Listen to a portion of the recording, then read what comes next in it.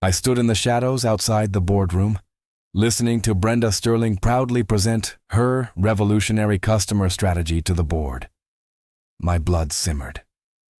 Every brilliant point, every innovative detail had come directly from me, from Ellie Vance, the new team lead she'd spent weeks belittling. Oh, she thought she was so clever. But her moment of glory was about to be interrupted by the real CEO. She had no idea who she was stealing from. Before I continue, drop a comment telling me where you're listening to this from. And if you haven't subscribed yet, do it now. You won't want to miss the ending. I remember that morning like it was yesterday, the kind of quiet sunrise where the world felt full of secrets. I stood in front of my own closet, but it wasn't my usual array of tailored suits I was looking at. No, today was different. Today, Eleanor Vance, CEO of Vance Innovations, was disappearing. In her place, a new face was emerging. Ellie Vance, an eager but slightly green customer service team lead. My heart had been heavy for weeks, a quiet hum of worry growing stronger with every report crossing my desk. Sales numbers were still good, thankfully, but something felt off. A chill that no amount of positive data could explain away. Whispers had reached me, faint echoes of discontent from the customer service department. A feeling that our company's warm, helpful spirit was starting to fray. I needed to see it, to feel it, to breathe the air on the ground floor myself. Reports only tell you so much, don't they? They show you the numbers, but never the frown lines or the quick, worried glances. I picked out a simple blouse, something soft and a little plain, and a pair of trousers that weren't quite so sharp as my usual. I even pulled my hair back into a simple ponytail, letting a few strands fall around my face just so. I wanted to look approachable, maybe a little bit like someone who might need a friendly helping hand now and then. The mirror showed me a woman I almost didn't recognize, and I smiled. Good. That was the idea. Walking into the Vance Innovations building that morning felt strange, almost dreamlike. The security guard at the front desk, old Frank, who usually greeted me with a respectful nod and a joke about the weather, just gave me a quick professional glance as I signed in as a new hire. He didn't recognize me, not a flicker. It was a funny feeling, being invisible in a place where I usually held so much sway. A tiny part of me felt a pang, but the larger part, the curious part, swelled with excitement. This was working. I made my way to the customer service department on the 3rd floor, my ID badge, with my new Ellie name, swinging gently on its lanyard. The hum of activity was familiar, but the energy felt different. There was a sort of low-level tension, like a tight string vibrating just beneath the surface. I saw faces I knew from company photos, but in person they seemed a little more subdued, their smiles not quite reaching their eyes. This was exactly what I'd come to find. "Hi there, I'm Ellie Vance, the new team lead," I said to a kind-looking woman with bright glasses, offering what I hoped was an appropriately eager and slightly nervous smile. She returned it, a little hesitant but friendly enough. I spent the morning listening, observing, trying to absorb every detail. I watched how people interacted, how they handled calls, how they treated each other. I noticed the small, quiet sighs when certain names were mentioned. My new role as inexperienced meant I could ask a lot of silly questions, and people, perhaps thinking they were helping a newbie, were surprisingly open. They didn't know they were talking to their CEO. The day moved on, filled with new names, new faces, and a growing understanding. Just as I was about to head to the break room for a quiet moment, I saw her. Brenda Sterling, our customer service manager, swept down the aisle, her shoes clicking sharply on the polished floor. She was on her way to a meeting, I supposed, a stack of folders clutched to her chest. She had a look of brisk efficiency, her chin held high, her gaze fixed straight ahead.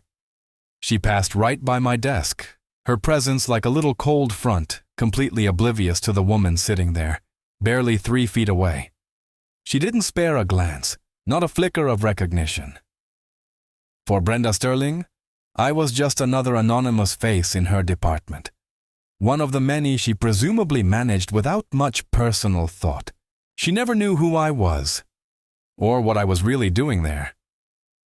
My first real team meeting as Ellie was an experience, to say the least. Brenda Sterling ran those meetings like a drill sergeant in a very small, very unhappy army. The room was tense, the air thick with unspoken nerves. Everyone sat a little too straight, eyes darting from Brenda to their notes, never quite meeting each other's gaze. I could feel the discomfort humming under the surface, a low thrum of anxiety that made my stomach clench. This was exactly what I'd heard about, but seeing it up close, feeling it in the room, was something else entirely. Brenda stood at the head of the long table, a stack of performance reports in her hand, which she held like weapons. She went through each team member's metrics, pointing out perceived flaws with a sharp, almost gleeful tone. She never offered praise, only correction, always framed as a personal failing. I watched the faces around me, the way shoulders slumped, the subtle clenching of jaws. It was heartbreaking to witness people shrink under such a barrage. Then, it was my turn. I had been trying my best to fit in, to appear eager but still new. During a discussion about a new reporting system, I made a small, genuine mistake. I'd asked a question about a nuance in the data input, something that felt a little counterintuitive, hoping to clarify it for myself and maybe for others who might be too afraid to ask. It was a minor point, easily explained, but Brenda saw her opening. She paused, looking at me with a slow, condescending smile that didn't reach her eyes. "Ellie, darling," she began, her voice dripping with mock sweetness. "That's a rather basic question for a team lead, wouldn't you say? I thought we covered this in onboarding, or perhaps you weren't paying attention." She let out a little laugh, a sharp, brittle sound, and a few others forced a chuckle too, looking down at their laps. "It's right there, on page 12 of the manual. Are you even capable of following simple instructions?" Her gaze bore into me, challenging, triumphant. My cheeks flushed. Oh, the indignity. Eleanor Vance, CEO, being lectured like a naughty schoolgirl by her own manager. Every fiber of my being wanted to stand up, to correct her, to remind her exactly who I was, and the countless manuals I'd not just read, but written. My mind raced with sharp comebacks, crisp retorts that would undoubtedly leave her speechless. But then I remembered why I was here.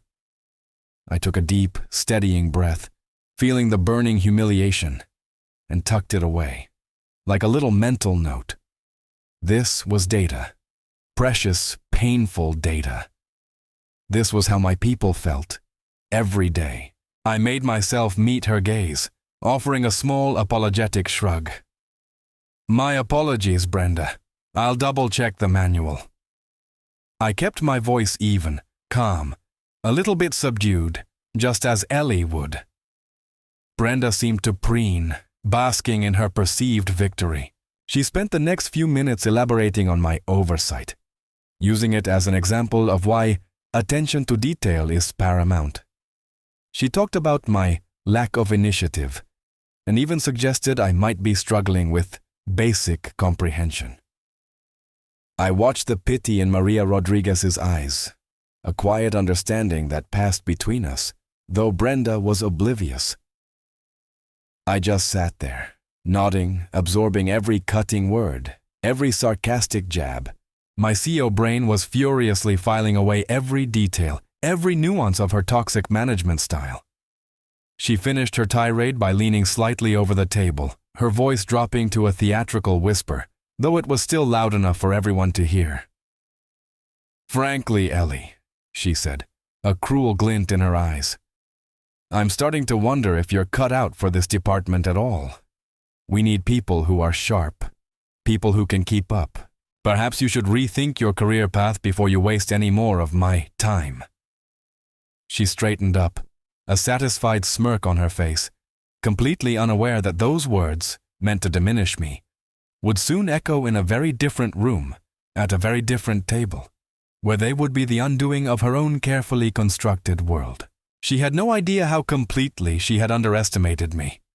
The sting of Brenda's words, sharp and dismissive, had lingered with me long after that team meeting. I could still feel the flush on my cheeks, the prickle of humiliation that, frankly, I hadn't felt in years. As Eleanor Vance, CEO, I was used to respect, to intelligent debate, not to being publicly belittled for a simple question. But as Ellie, the new, slightly clueless team lead, I had to absorb it all, let it wash over me, and pretend it didn't cut. It was a strange and uncomfortable lesson, feeling what my employees felt every single day. I found myself slumping a little in my chair, picking at a loose thread on my sweater, just trying to disappear for a moment. When the lunch bell finally chimed, I gathered my things slowly, wanting to avoid any further encounters. I made my way to the break room, a little oasis of peace, I hoped, and found a quiet corner table. I pulled out my modest lunch, a simple sandwich and an apple, and tried to focus on the hum of the refrigerator, anything but the replay of Brenda's sneering face in my mind. The room was bustling with chatter and the clinking of cutlery, but I felt oddly alone, even amidst the crowd. Suddenly, a shadow fell over my table. I looked up, and there was Maria Rodriguez, the kind-faced woman with bright glasses I'd met on my first day. She was holding her own lunch, a small brown bag, and a half-eaten sandwich in her hand. Her expression was soft, a little concerned, and she offered me a small, gentle smile. It wasn't the forced, polite smile of a coworker, but a genuine, understanding one that seemed to say, "I know what you're going through." Without a word, she slid her half of the sandwich onto my table. It was a simple turkey and cheese, nothing fancy, but it looked like the most delicious thing I'd ever seen. My eyes widened a little, surprised by the unexpected gesture. Maria didn't make a big fuss. She just leaned in slightly, her voice a quiet, warm whisper that barely cut through the break room noise. "Don't let her get to you, sweetie," she said, her eyes meeting mine with such clear empathy. "You're doing great. We all see it." A wave of warmth, surprising in its intensity, washed over me. It was such a small thing, half a sandwich, but it felt like a hug, a lifeline in a moment when I truly felt a bit adrift and exposed.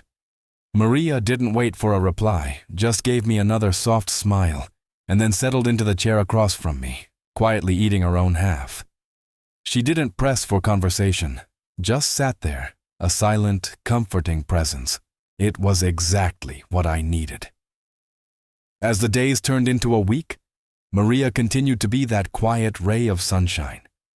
She'd stop by my desk, ostensibly to ask a work question, but then subtly slip me a little printed sheet of paper with her personal shortcuts for navigating the company's internal systems. These weren't official documents, but little tricks she'd learned over the years to make data entry faster, customer issues easier to track. They were incredibly helpful, saving me precious minutes and a good deal of frustration, making my Ellie job a little less daunting. "Brenda likes things done her way, even if it's the long way," she'd whisper with a knowing look. "These keep her happy and get your work done quicker." She even shared little insights into Brenda's moods, a gentle warning system. "She's a bit touchy on Mondays," or "best to email her that. She prefers things in writing when she's stressed." These little tips, offered so discreetly and kindly, weren't just practical. They were acts of quiet rebellion, shared in solidarity. They made my job easier, certainly, but more importantly, they made me feel seen, understood, and less lonely in the often chilly atmosphere Brenda had created. I watched Maria, this thoughtful, resourceful woman who extended such genuine kindness even in a demanding, sometimes hostile environment. She was the very heart of the company I wanted to protect, the type of employee who made Vance Innovations truly special, even if Brenda Sterling couldn't see it. I made a solemn mental note.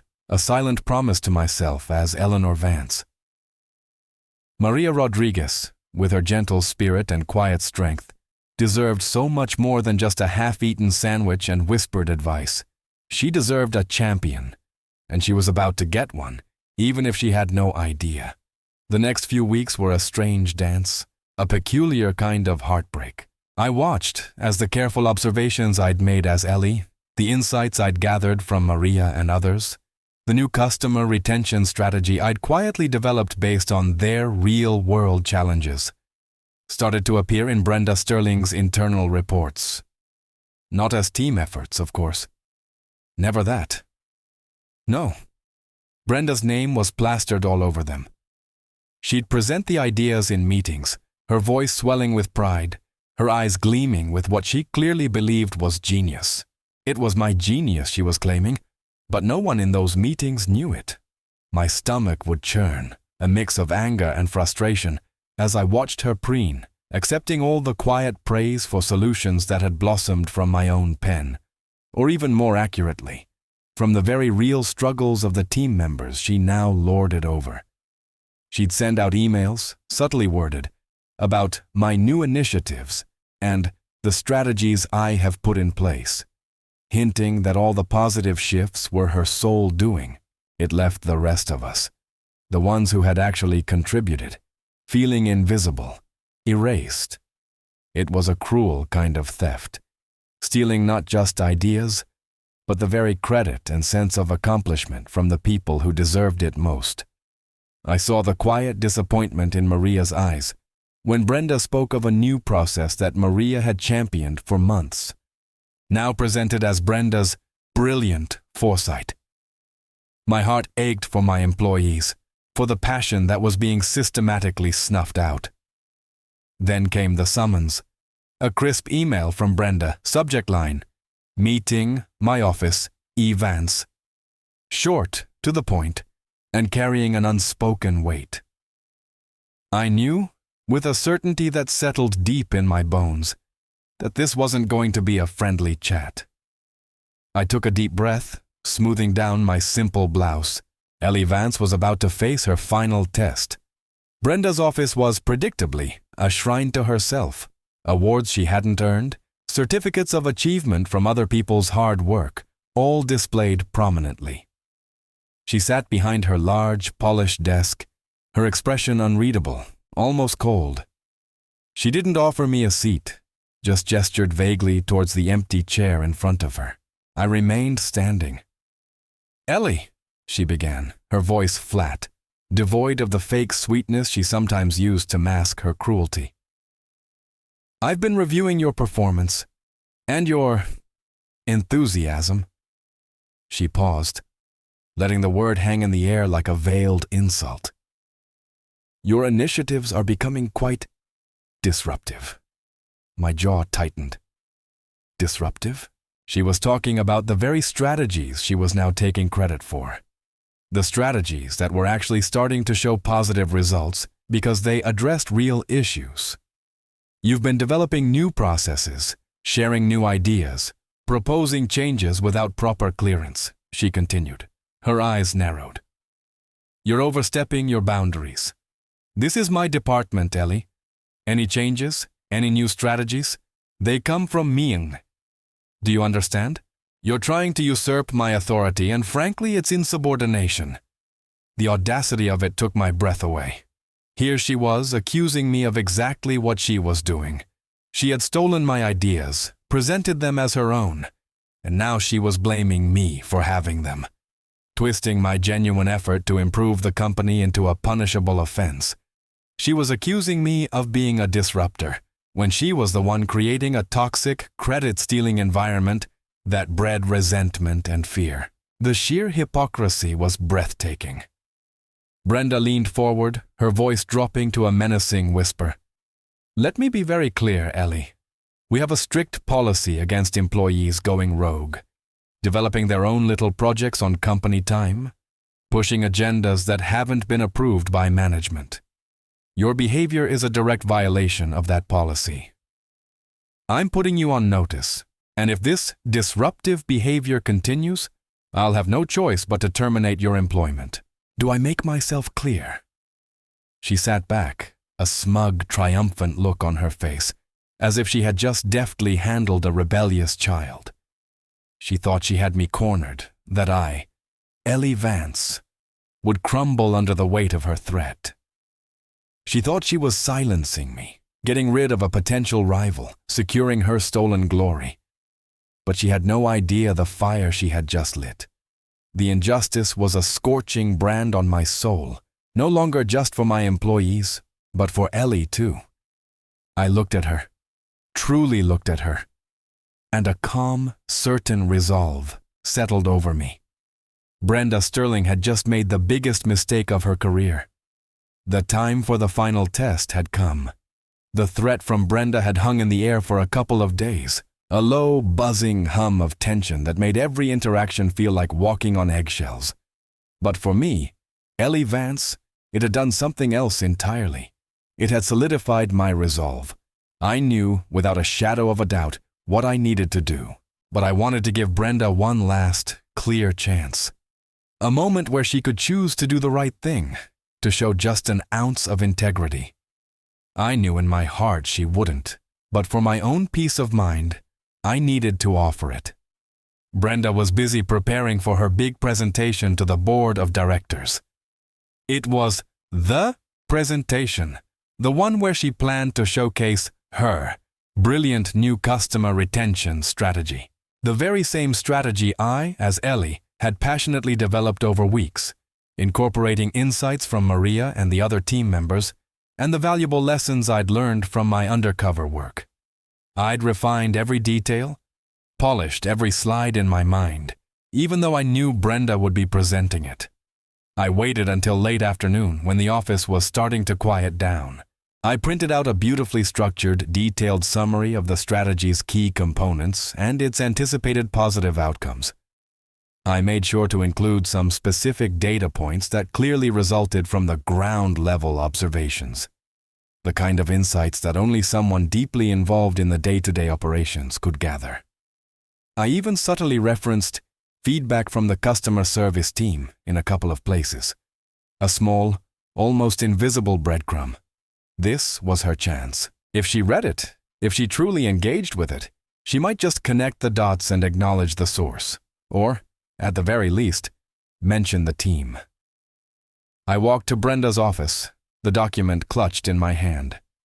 Her door was slightly ajar, and I could hear her muttering to herself, likely practicing her lines. I knocked gently. "Come in," she called, her voice sharp with concentration. She looked up, her expression a mix of annoyance at the interruption and a brief, calculating curiosity. "Ellie, what is it now?" I offered my most earnest Ellie smile. "Brenda, I know you're deep into your board presentation, and I just wanted to contribute a final polish on that customer retention strategy. I've refined a few of the projected outcomes and included some very specific client feedback that I think really highlights the strength of your vision." I held out the document. "I'm sure you've already got most of this, but I thought these details might give it an extra edge, especially the parts about how much this aligns with what our team has been seeing on the phones." Brenda eyed the document, then me.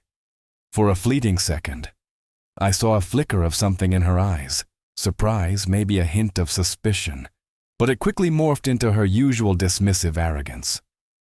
She took the papers from my hand, not even glancing at the careful details or the subtle references to team input. She tapped the stack against her desk. Yes, well, I am rather brilliant at seeing the big picture, aren't I?" she said, her lips curving into a smug smile. She didn't open the document. She just held it. "Of course, my vision benefits from a little clerical support. Thank you, Ellie. I'll certainly glance over these before the big day. No doubt they'll confirm the brilliance of my original thought process." She gave a little dismissive wave. "You can go now. I have important things to do." She didn't acknowledge any specific ideas, didn't ask about the team feedback. didn't even offer a hint of appreciation for the work that had gone into those refinements. She simply absorbed it, declared it an extension of her own genius, and dismissed me. And since you've made it this far, go ahead and hit that like button. It really helps me keep bringing stories like this. It was a clear, undeniable moment. She had been given the chance, a very easy out, to share credit, to show just a sliver of humility or teamwork, and she had utterly failed. I simply said, "Of course, Brenda, anything to help your presentation shine." I turned and walked out of her office, my posture a little straighter than Ellie's usually was. The quiet nod I gave myself as I stepped back into the silent corridor was firm, unyielding. The test was over. The decision was made. Brenda Sterling had sealed her own fate. The morning of Brenda's big presentation felt different from any other. I woke before the alarm, a quiet hum of purpose thrumming through me. Today wasn't about hiding anymore. Today, Ellie Vance was going back into the closet, and Eleanor Vance was stepping back into the light. I took my time, savoring each moment of the transformation. I chose my favorite tailored suit, a deep navy that always made me feel grounded and powerful. The fabric felt cool and crisp against my skin, a stark contrast to the slightly rumpled blouses I'd worn as Ellie.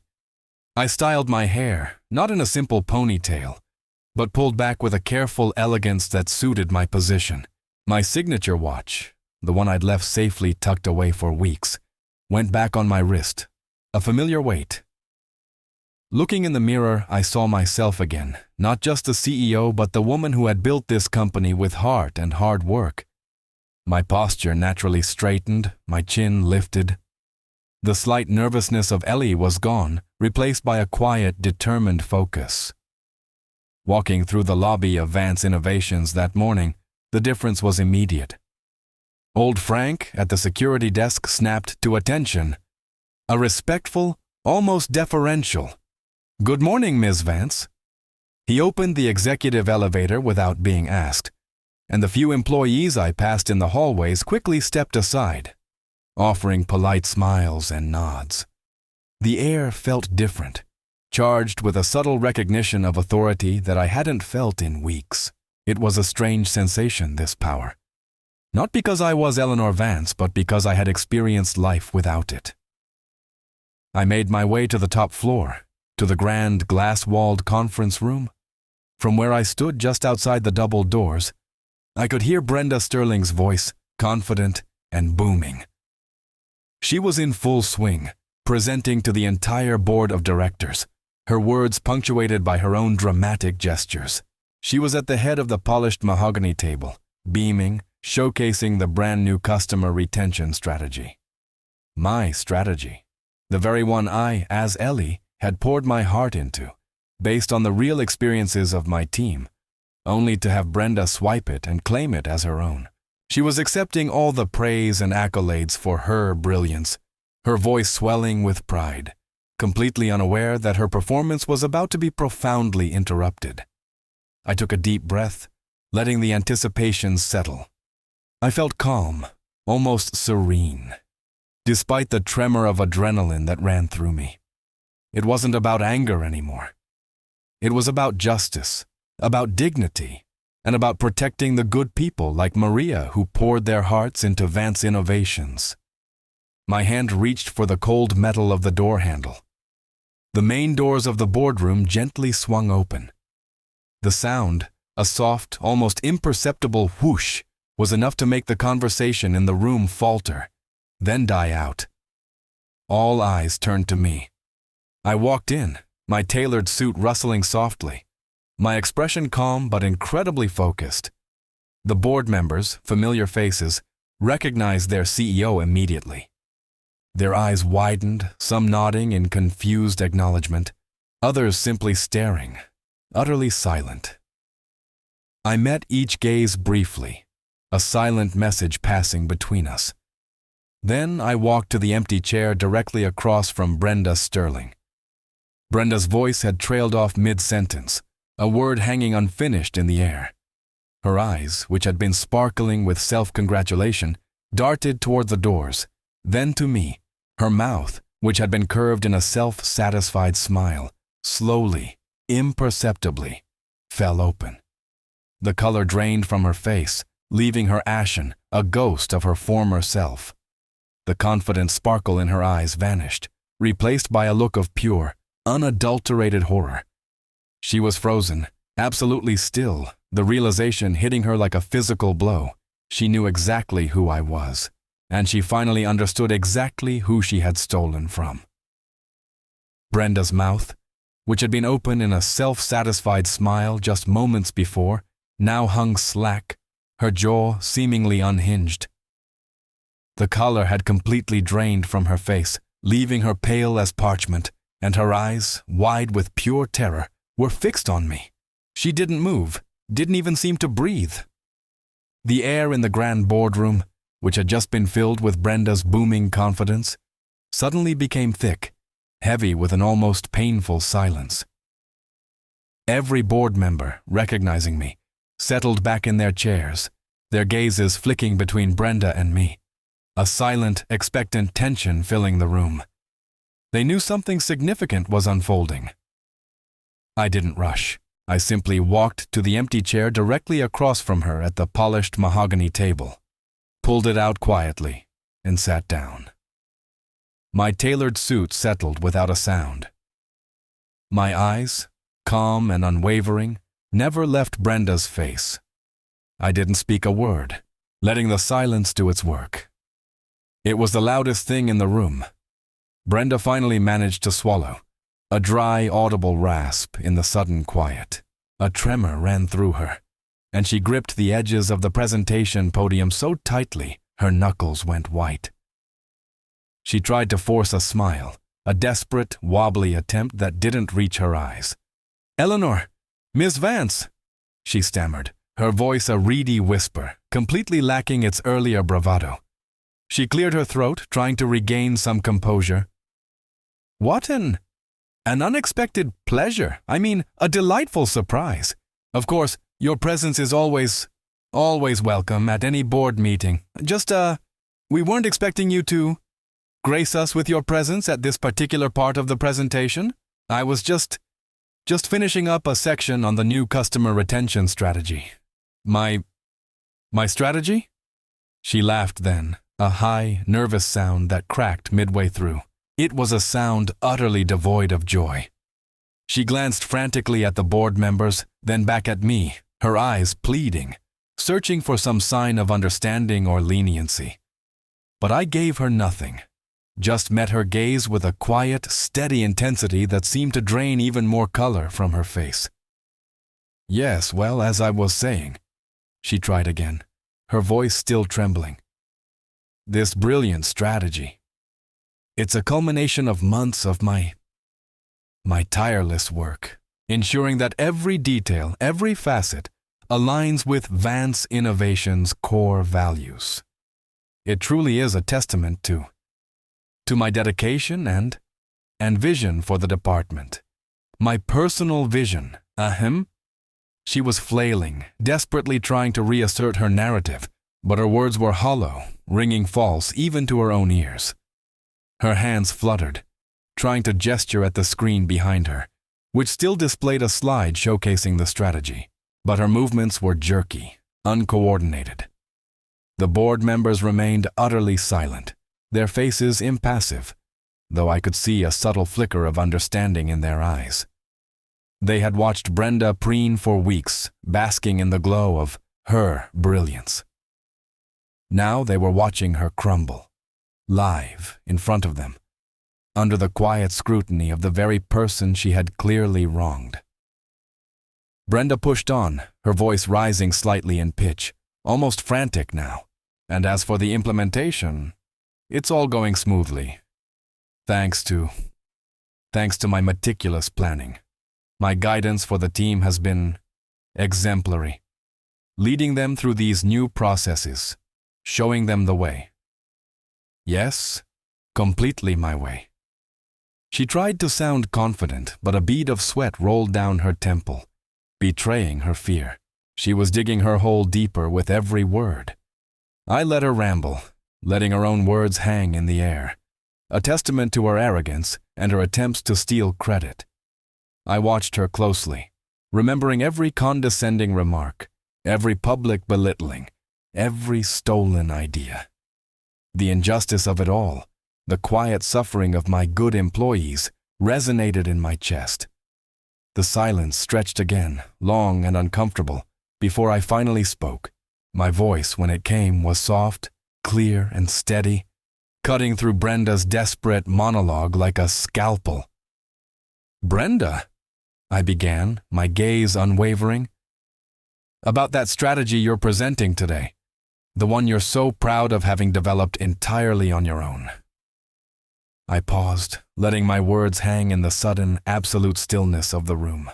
"Could you tell us, in your own words, what exactly prompted you to call the meeting with Ellie Vance and put her on notice for being disruptive just a few days ago?"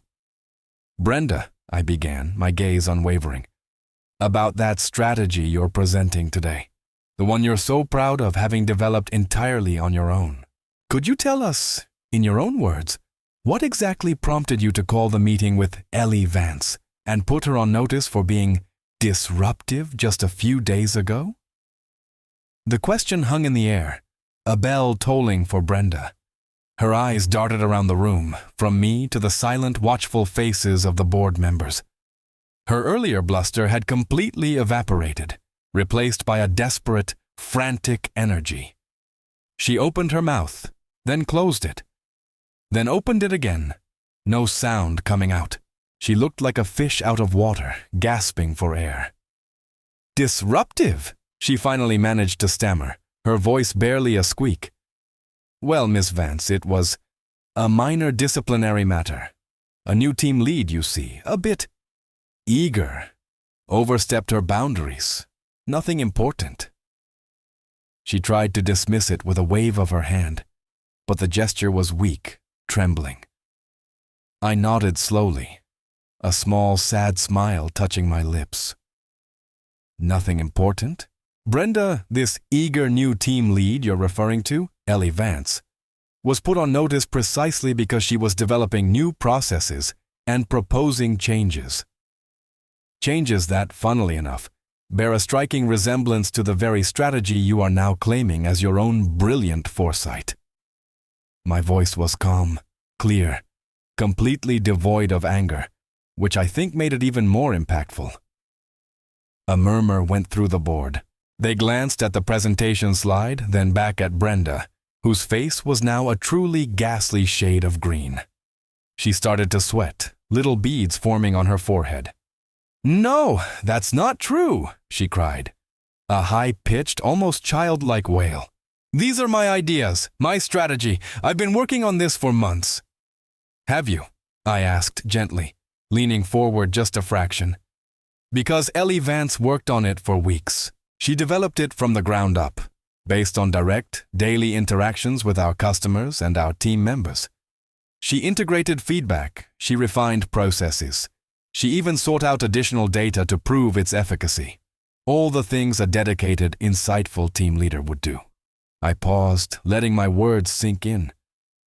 "And when she presented these insights and ideas to you, Brenda, you chose to appropriate them, to claim them, and then to silence her when she continued to contribute valuable input."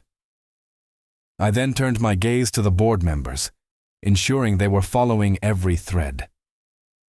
"Gentlemen, Brenda here publicly shamed Ellie Vance in a team meeting, belittling her for asking a basic question about data input, then suggested she rethink her career path because she might not be cut out for this department. All while Ellie Vance was doing the very work Brenda is now taking credit for." My eyes swept back to Brenda. "The irony, Brenda, is simply staggering." Brenda's knees seemed to give out. She clutched the podium, swaying slightly. Her eyes, wide and terrified, locked onto mine. She knew. She finally knew. The color had completely vanished from her face, replaced by a ghastly pallor. "You see," I continued, my voice gaining a quiet strength that filled the room. I, Eleanor Vance, have been working undercover for the past several weeks as Ellie Vance, a new customer service team lead. I needed to understand firsthand why morale was dipping, why our company's soul felt a little cold. And what I found, Brenda, was a pattern of behavior that is simply unacceptable. The belittling of staff, the public shaming, the consistent appropriation of others' hard work and ideas, creating an environment of fear instead of collaboration. I looked at each board member, their faces etched with shock and dawning understanding. This strategy, the one you've just presented, Brenda, is truly excellent. It is the result of dedicated work and keen insight, but it is not yours. It belongs to the hard-working individuals in the customer service department, spearheaded by the very Ellie Vance you tried to silence. Brenda let out a small, broken gasp. She looked utterly defeated, her shoulders slumping, her eyes fixed on the floor. She didn't deny it, couldn't deny it. The game was over. "Effective immediately, Brenda Sterling," I said, my voice clear and firm. "Your employment with Vance Innovations, Inc. is terminated. The hostile work environment you fostered, coupled with a blatant theft of intellectual property and credit, is a fundamental breach of our company's values and policies." I picked up a pen from the table, a small, deliberate gesture. "Security will escort you from the premises." The board members watched, their expressions grim. There was no argument, no dissent. The room finally understood everything. The justice, though quietly delivered, was absolute. The dust hadn't quite settled after Brenda's dramatic departure, but a different kind of quiet had already descended upon the office. It was a lighter, cleaner air, free from the tension that had suffocated the customer service department for far too long. The board meeting had concluded with the necessary formalities, and the legal team was handling Brenda's severance. My mind, however, was already turning to what truly mattered. The people who had endured that environment, the ones who had shown such resilience and, in some cases, such profound kindness. I settled into my own CEO chair, the familiar leather feeling right beneath me again. My office, usually a place of strategic contemplation, now felt like a sanctuary after the weeks of pretending to be someone else. I asked my assistant, Sarah, to discreetly send for Maria Rodriguez. I wanted to speak with Maria first, to acknowledge the heart that truly beat within our company. A little while later, there was a soft knock at my door. "Come in," I called, a warm smile already forming on my face. Maria stepped into the office, looking a little nervous, a little hesitant. She still wore her kind glasses, but her usual gentle smile seemed to be held back, perhaps out of apprehension. She probably thought she was in some kind of trouble, or maybe I just wanted to discuss a new procedure. I could tell she didn't recognize me as Ellie Vance at all, just as the CEO she occasionally saw from afar. "Miss Vance?" she asked, her voice soft, almost a whisper. "You wanted to see me?" I gestured to the comfortable chair opposite my desk. "Please, Maria, have a seat. Thank you for coming." She sat down, perched on the edge of the chair, her hands clasped in her lap. Her eyes darted around my office, taking in the expansive view of the city, the awards, the quiet elegance of the room. I could almost see her thinking, what could the CEO possibly want with me? "Maria," I began, my voice gentle, letting all the corporate formality drop away. "Do you remember a few weeks ago when we had a rather difficult team meeting? Brenda was in rare form, wasn't she?" I watched her face, and a flicker of memory, perhaps a shadow of discomfort, crossed her features. Maria nodded slowly. "Yes, Miss Vance, I remember."